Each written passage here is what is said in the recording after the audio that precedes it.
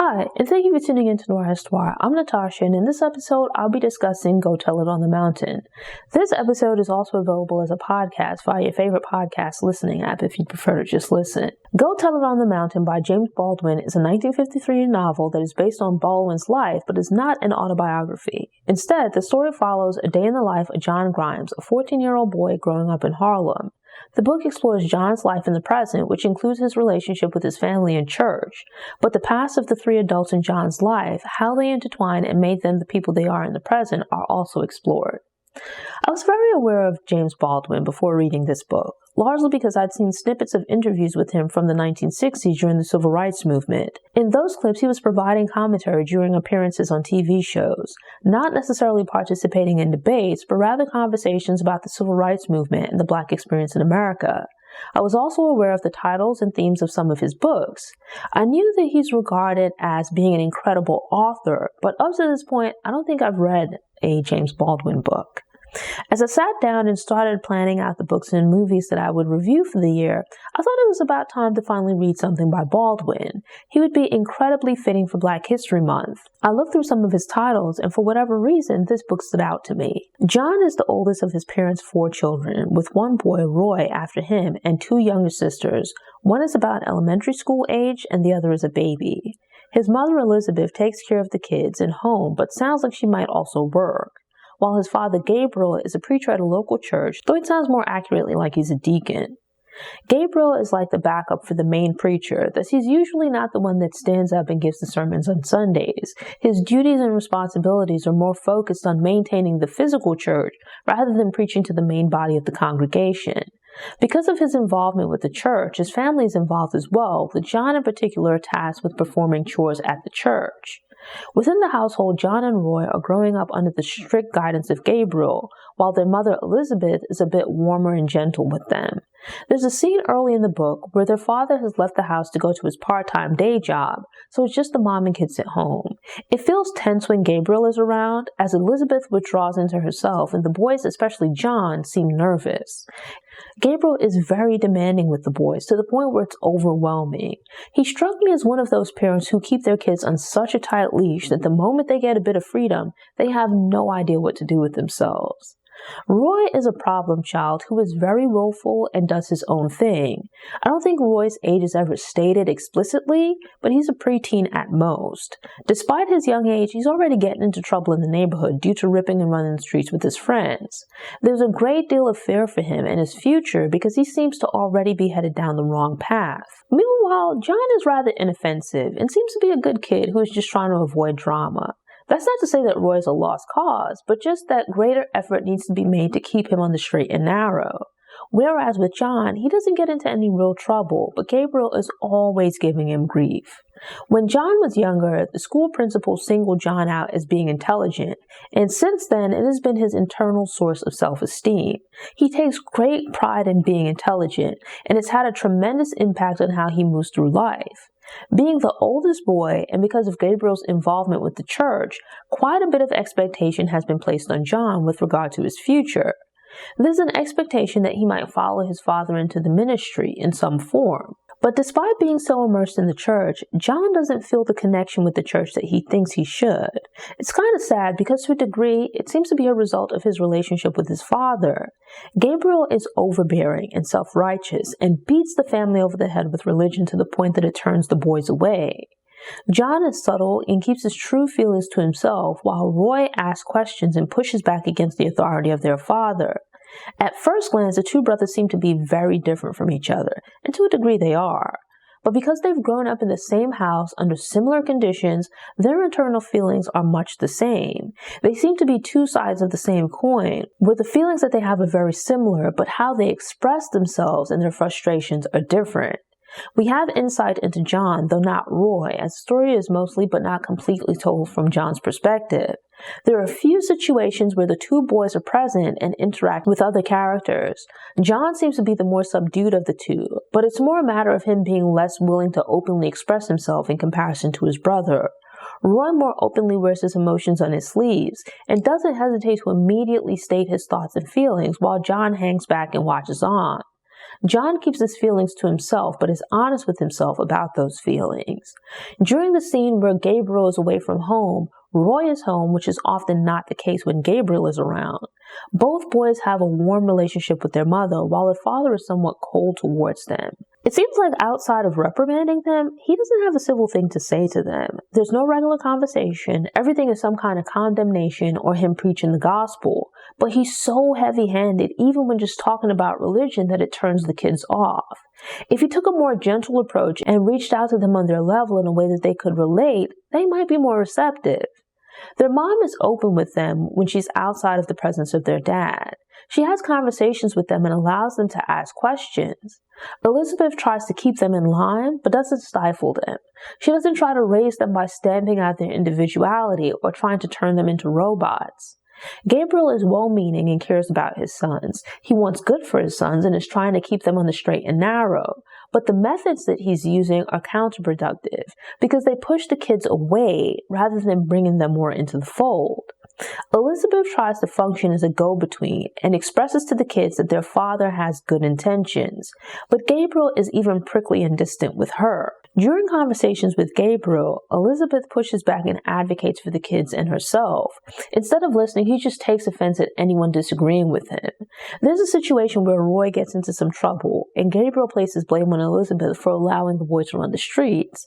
But the reality is that Elizabeth has her hands full with maintaining the household and keeping an eye on the 3 other kids, one of whom is still a baby, or like at least a toddler. As the situation escalates, it shows the divisions within the family. Gabriel has a contentious relationship with his older sister Florence, who also lives in New York but has her own place. The siblings are originally from the South, but moved to the city as young adults, with Florence arriving first. Looking back over Gabriel's life, you realize that the person he presents himself as today is not who he used to be. On the surface, there's no harm in that, as people can change, but it becomes clear that his public demeanor has changed, but some of his faults from young adulthood are still very present. He's an ultra-religious man now, but in his childhood and as a young man, he was very much a sinner. Gabriel was certainly out there running around and carrying on, doing many of the things that he sees Roy doing. He should be the perfect person to try to protect and divert his son from the life he used to lead, and what Roy at least is rushing towards. But his methods are counterproductive and opposite of how his mother got through to him. Instead of meeting the kids where they are and maybe sharing a bit of his story to form some kind of bond, he just talks at them. As a preacher, this is something that he's probably grown used to over the years. When the occasion arises, he stands in the pulpit or even just with his position within the church, and people defer to him. He speaks at people, but doesn't necessarily have conversations with them. They turn to him to hear what he has to say, but there isn't a two-way flow of conversation. Both people aren't speaking, listening, and explaining their ideas while also trying to understand the perspective of the other person. He might not be out in the streets carrying on drinking and partying like when he was young, but there's still a degree of selfishness and stubbornness that continues to exist within him, and it was present from childhood. Gabriel and Florence were born into slavery to an enslaved woman, Rachel, and their father left when they were quite young. Emancipation occurred when they were still very young children, so they spent the majority of their lives free. Rachel was an older woman, and given into the sexism of the time, she vested all of her pride, focus, and dedication in Gabriel. The reason was that Rachel placed limitations and low expectations on what she believed Florence would do in her life. She expected Florence to one day get married, have a home and family, but to do little in the world outside of that. So everything within the house was given over to Gabriel to improve his prospects for the future. Gabriel ended up being spoiled as he grew accustomed to everything revolving around him and his mother and sister catering to his needs. Rachel granted Gabriel's every whim, but little was expected of him in return. It was a very one-sided relationship where Rachel also expected Florence to sacrifice for Gabriel and dedicate her life to him. With schools now available, Florence had aspirations to get an education and have a life of her own, but there weren't enough resources for both kids to attend school, so the opportunity was given to Gabriel.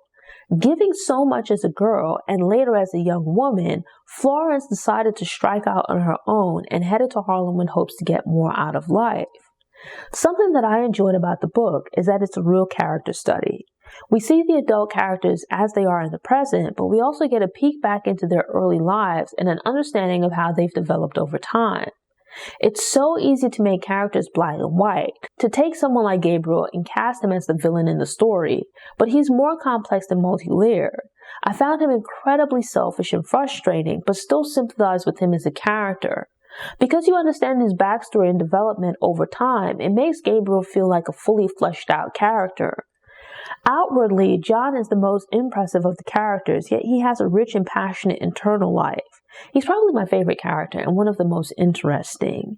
Gabriel annoyed me to no end, but was also incredibly engrossing. You see the story of Gabriel from his perspective, but also from the characters around him. From childhood to being a young man, given the way that his mother raised him, Gabriel was the center of attention and a bit of a brat. Everything was focused on him and for him. He grew up with an expectation for women to cater to him and live for him, to take care of him, shield and guide him through the world.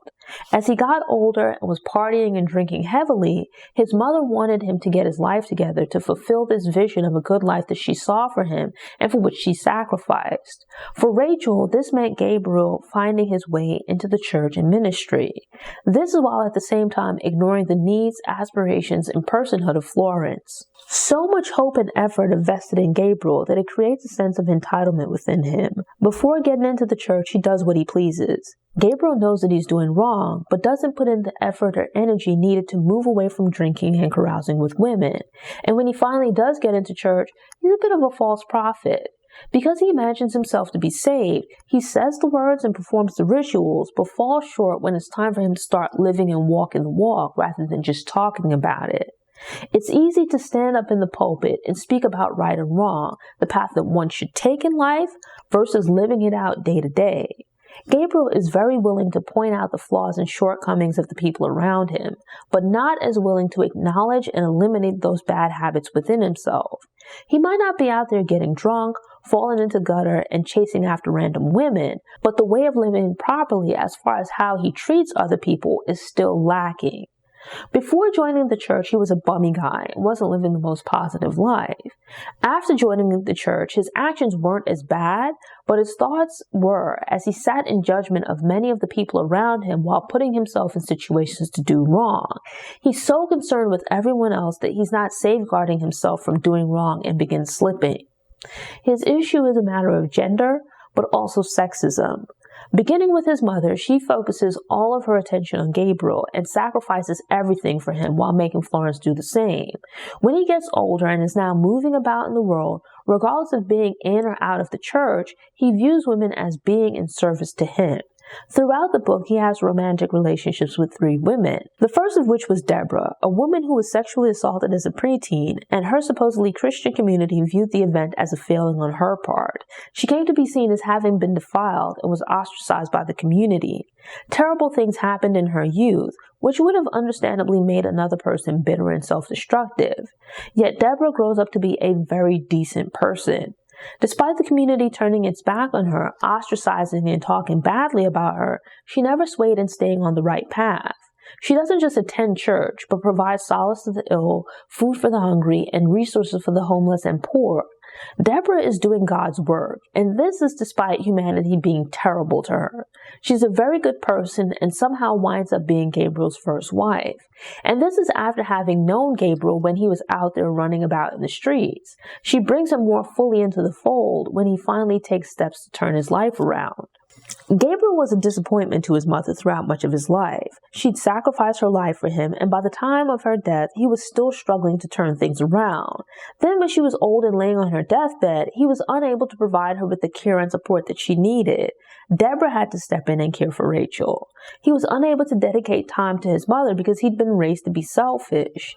Gabriel had received care and comfort from his mother, but didn't know how to give care or comfort. And then here comes Deborah to take care of not just him, but his mother as well.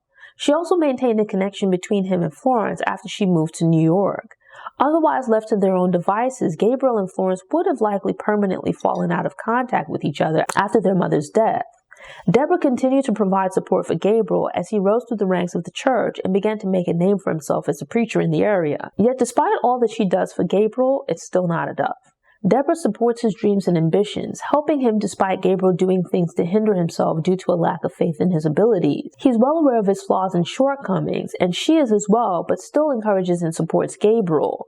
In time, he comes to dislike her and is annoyed by her presence because she doesn't fit the idea of what he wants and feels he deserves. When another woman, Esther, comes along who is not at all religious. Under the guise of a religious mission, Gabriel takes it upon himself to attempt to save her soul and bring her into the church. This other woman is young, pretty, and living what the community deems an unreputable life.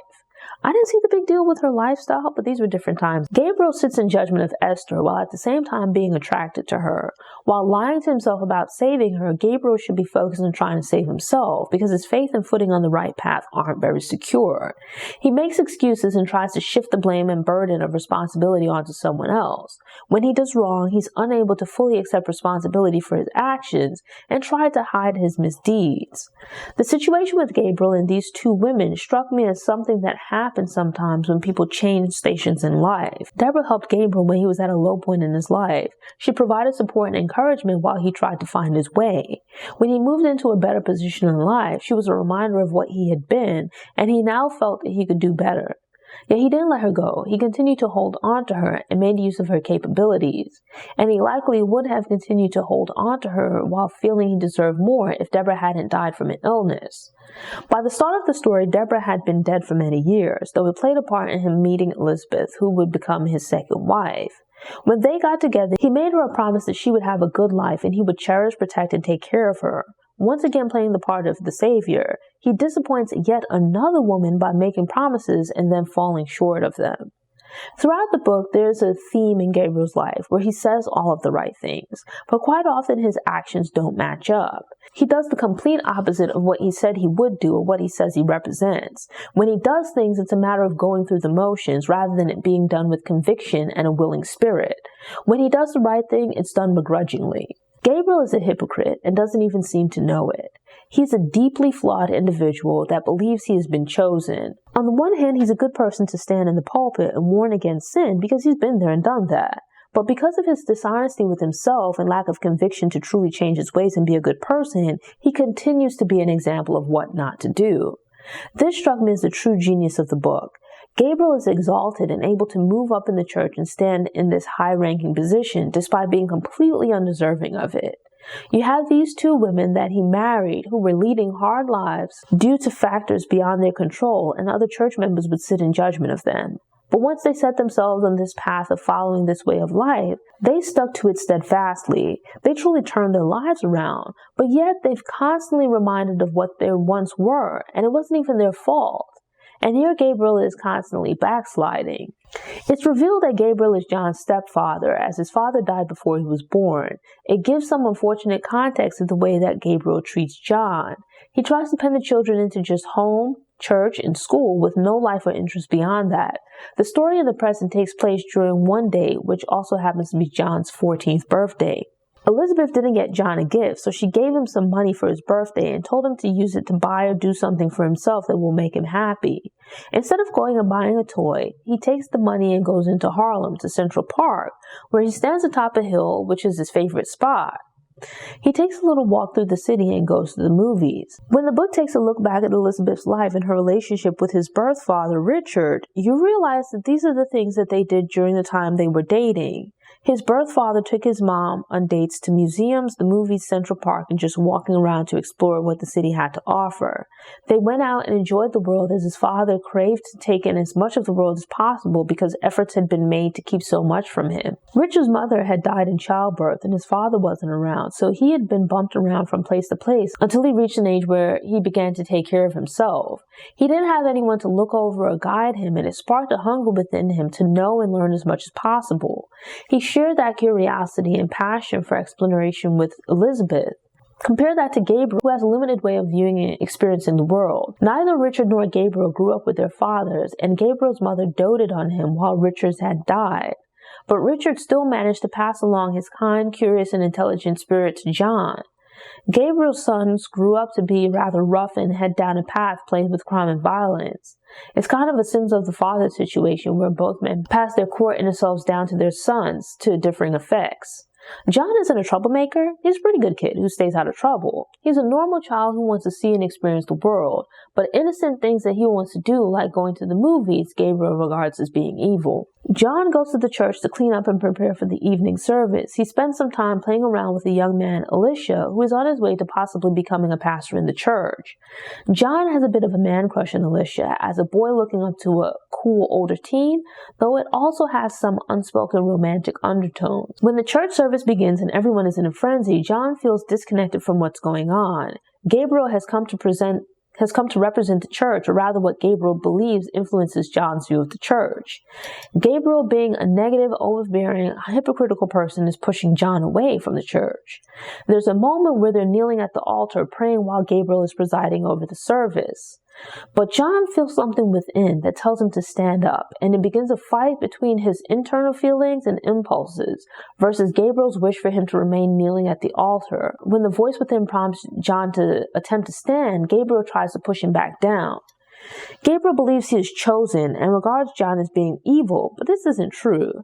Yet Gabriel regards himself as fighting for John's soul by trying to continue to push him down and keep him down on the ground at the altar.